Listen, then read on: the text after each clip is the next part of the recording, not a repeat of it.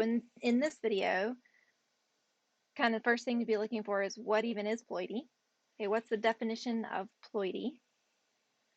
Specifically, what does diploid mean? And what does haploid mean?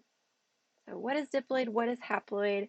And be able to calculate and understand what a diploid number is and what a haploid number is. So a diploid cell is one thing, and a diploid number is another thing. A haploid cell is one thing, and a haploid number is another thing. Then the concept of polyploidy, and be able to determine ploidy number. So I promise that all of this is going to make perfect sense after we go through the video. Okay, so to start off, if we're talking about humans, and I'm going to kind of talk about this from a human perspective, you have 23 chromosomes. A human being, every human being has 23 chromosomes, and you have two versions of each of those chromosomes. But to kind of simplify, as we're talking about these concepts of ploidy, we're going to simplify and we're going to zoom in on a cell. We're just going to reduce our chromosome number to 2. Okay, so in all of your cells in your genome, you carry two versions of each of your 23 chromosomes. One of those versions of your 23 chromosomes came from your mom, and one of those versions of your 23 chromosomes came from your dad. Okay. The number in each complete set of chromosomes in a cell is called ploidy.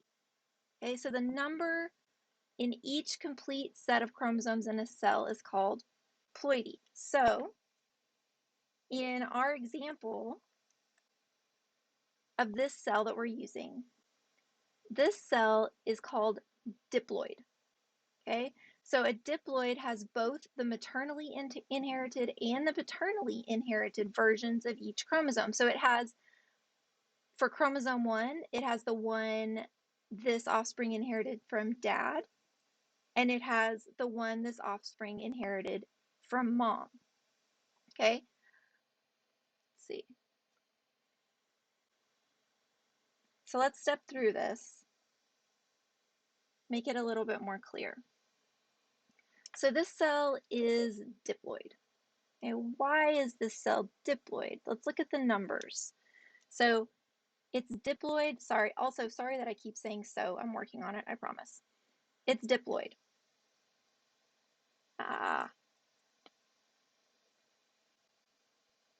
So there are two versions of each chromosome. So two versions of each chromosome. This is chromosome 1, and this is chromosome 2. And for each of these two chromosomes, okay, so there are two distinct or different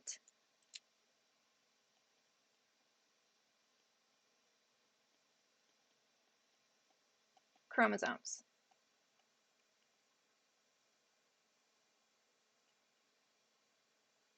Okay, there are two distinct or different chromosomes. So there's the one, chromosome 1 that I circled in the kind of purple color, and chromosome 2 that I circled in the kind of green color. For each of these chromosomes, there are two. Okay, there are two sort of versions of these chromosomes, and we're going to talk more about what that means. So we have the version of chromosome 1 that was inherited from dad, and we have the version of chromosome 1 that was inherited from mom. So what this means is that we have two versions of two distinct or different chromosomes. So the way we write this then is 2n equals a diploid cell. Anytime a cell is diploid, we write it as 2N. And this di, this 2 diploid, corresponds to this 2 here.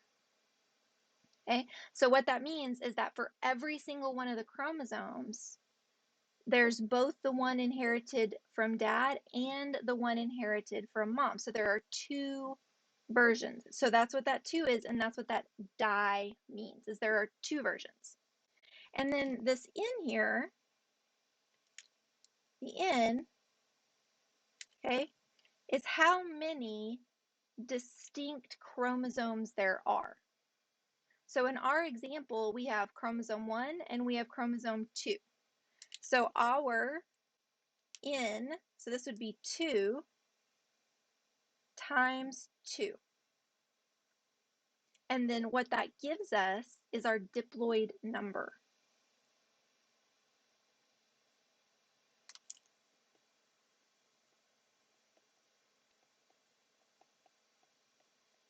So our diploid number is 4.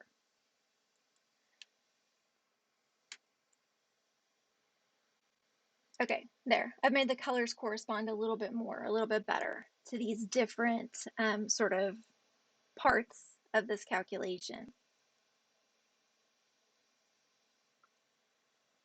Okay, now let's take what we've learned and do this with a different cell. This cell, instead of having 2 chromosomes, has 3 chromosomes. So here is chromosome 1, here is chromosome 2, and here is chromosome 3. Now we're thinking, well, what is this cell? We know that this cell has to be diploid, because remember that that di means 2. And there are 2 versions of each of these chromosomes. So if we're going to do our calculation, or even if we're going to label the cell, we would say the cell is diploid. So we would use our notation that we used on the last slide. This slide is 2N. Okay, and that 2 comes from here. Okay, it's diploid. If it's diploid, it's going to have a 2 in front of the N. And then the N is a variable, just like in the math, every math course that you've taken. You have variables. So then how do we figure out what the N is? Remember, the N is the number of unique chromosomes. So that's going to be 1, 2, 3. 3 unique chromosomes. So N is going to equal 3. So then our calculation is 2 times 3. So our diploid number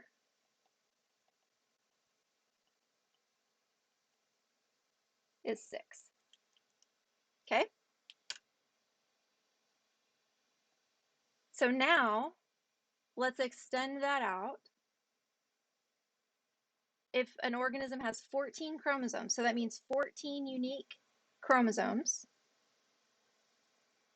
what's the organism's diploid number? So go ahead and pause if you need a minute to calculate that. The question's going to pop up to ask you that. Okay, our organism, our imaginary organism that we're practicing with, we're saying it has 14 chromosomes. So what that means is it has 14 distinct unique chromosomes. So that would be 1, 2, 3, 4, 5, 6, 7, 8, 9, 10, 11, 12, 13, 14. And you, of course, do not have to draw them out every time. This is a visualization to help you understand the concepts. This organism we know is diploid because it has 2 versions of each of these chromosomes. So we have our 2, and then we have our N. So our N equals 14. So our calculation then is 2 times 14. So our diploid number is 28. Okay, so next we have haploid. So a haploid cell is a cell that contains either the maternally or the paternally inherited version of each chromosome, but not both. So it does not have both of them in its cell. So either the maternally inherited or the paternally inherited. So then a haploid number is essentially, whoops, what we were doing before, but without the 2, right? So the 2 was saying that there are 2 versions of each chromosome, but in this cell, we only have 1 version of each chromosome, right? We have dad's chromosome 1 and mom's chromosome 2 in our cell. So that's a 1. And then we still have our N. And our N here, there's a chromosome 1 and there's a chromosome 2. So our N equals 2. So for this cell, to count, this is haploid number, I should write that. This is the haploid number. So calculating the haploid number is going to be 1 times 2 equals 2. And is, as the convention that I'm sure you're familiar with, anytime you're multiplying 1 by anything, you just don't write the 1. So then to write a haploid number,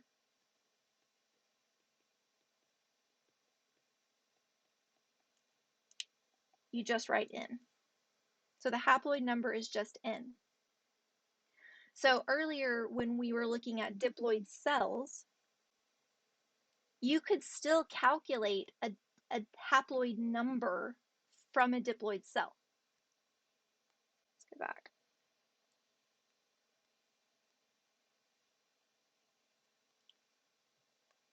No. Goodness, guys, sorry about that. Okay, so earlier when we were looking at, when we calculated if we have 14 chromosomes, if a cell has 14 chromosomes, we calculated the diploid number here.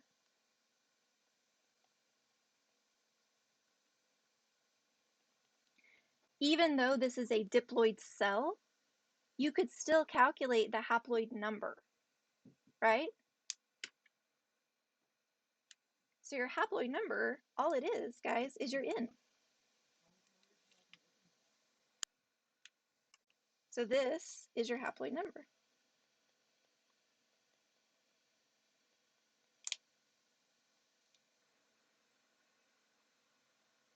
Similarly, for a haploid cell, you could calculate the diploid number if you know the organism's ploidy. So if you were told, here's a haploid cell, this organism is diploid. What is the diploid number? So then you know that your first number, your number of versions of the chromosomes is a 2. So you would replace that green 1 with a 2 in order to calculate your diploid number. Okay, so some more terminology. We're talking, if we're getting back to talking about a diploid cell, in a diploid cell, there's 1 chromosome, 1 version of chromosome 1 inherited from mom, 1 version of chromosome 1 inherited from dad. And these 2 chromosomes that are just versions of the same chromosome together are called homologous chromosomes. So these 2 versions of chromosome 1 together, that term for that is homologous chromosomes. And a way to remember this, and this is going to be a consistent thing that throughout the semester, is that homo prefix means same. So these are 2 versions of the same chromosome, homologous chromosomes.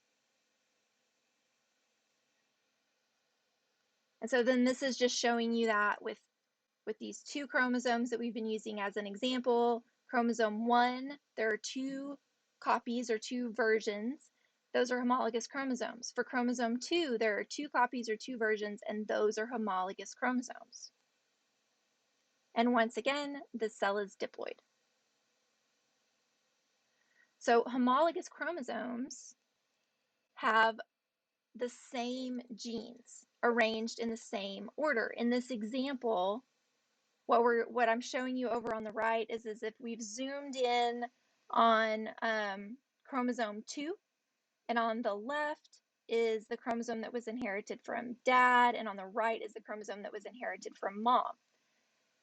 All along dad's chromosome 2 and mom's chromosome 2, the letters are the same.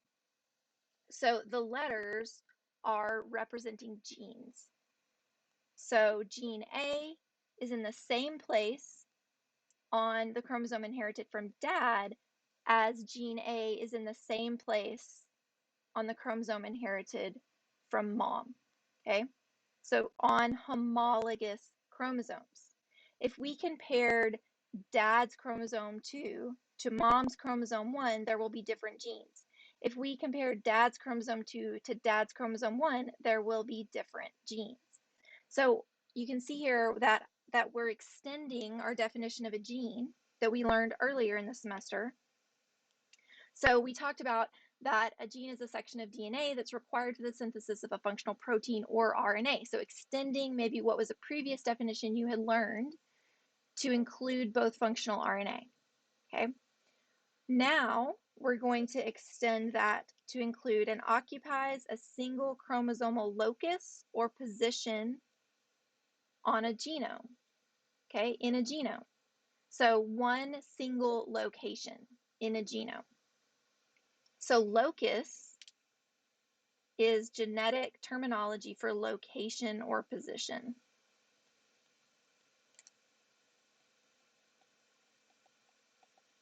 Okay, just slowly building on our understanding of what a gene is. So a gene is going to encode the same thing on each version of chromosome 2. So both homologs, both of the homologous chromosomes, so you can say that they are homologs, or you can say that they are homologous chromosomes. Those mean the same thing. Let's imagine that gene D encodes dimples. So this is entirely made up. There is not a gene on human chromosome 2 that encodes dimples, I don't think. Not that I'm aware of. So gene D encodes dimples. This gene is carried in the exact same place on chromosome 2 that the child inherited from dad, and the same place on chromosome 2 that the child inherited from mom. The gene is exactly the same. It codes for dimples, but the version of the gene can be different. It's very common to hear they have a gene for that, or they don't have a gene for that. With extremely rare exceptions, every member of the same species has all of the same genes. What they do or do not have is an allele for a certain trait. So different versions of genes are called alleles. So it's the same gene, but if the version is different, these are different alleles. So we're going to be very, very picky about this distinction, okay? These are alleles. Different versions of the same gene are alleles. So if we continue our imaginary dimple gene example, the D gene in the same place on each of the homologous chromosomes, maybe allele 1 encodes the presence of dimples, so like yes dimples, whereas allele 2 maybe encodes the absence of dimples, so no dimples. Both of these genes encode something about dimples. They're the same gene, but the alleles are different versions of the gene. And we're going to come back to this and we're going to talk about this a lot more throughout the semester. So alleles are alternative forms of a gene. Okay, so things that we've covered, this is just sort of a summary. So you have this here. Diploid organisms have 2 copies or homologs of each of the chromosomes. That's that terminology that I was using earlier. So they can be called homologs. This is the same thing as saying homologous chromosomes. Okay.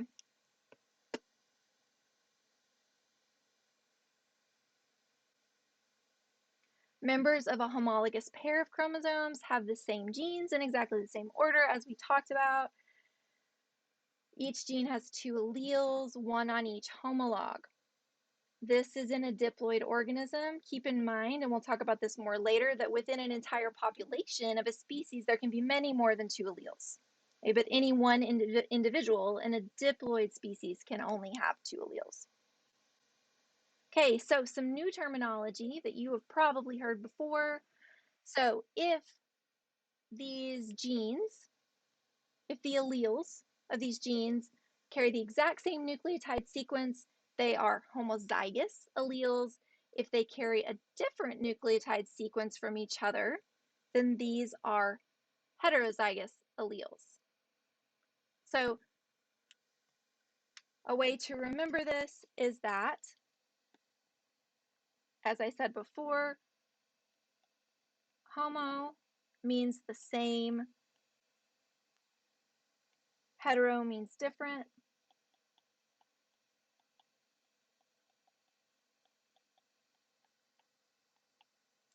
So for homozygous alleles, they would both have the exact same sequence. So their A's and C's and T's and G's are exactly the same. Whereas for heterozygous alleles, it's the same gene, but the sequence is slightly different.